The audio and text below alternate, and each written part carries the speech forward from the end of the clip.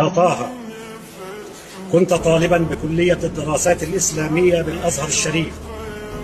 وتعلمت فيها كيف يكون البر بأمك، لكنك اقترفت شيئا إدا، جرم عظيم اهتزت له السماوات السبع والأراضين، فقتلت نفسا بغير حق، ألا وهي أمك الحافظة لكتاب الله، المحفظة للقرآن، البالغة من العمر 55 عاما.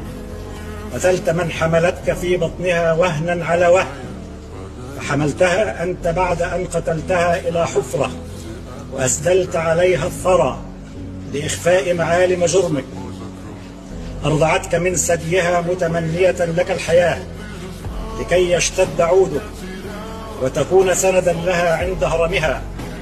فكان جزاؤها منك الغدر والخيانة، فاستدركتها لبضروم المسكن، وأطبقت بكلتا يديك على عنقها قرابة 10 دقائق،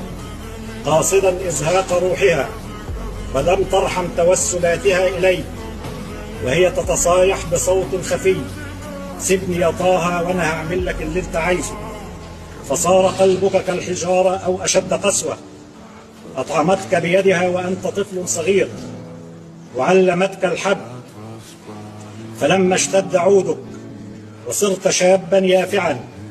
تمنيت أنت لها الموت، فقابلت برها وخوفها عليك ونصحها لك في اختيار شريكة حياتك الزوجية بكل جحود ونكران، فوسوس لك شيطانك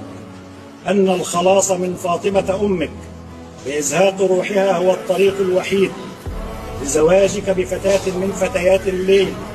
والتي انغمست معها في الرذيلة، فلبيت النداء،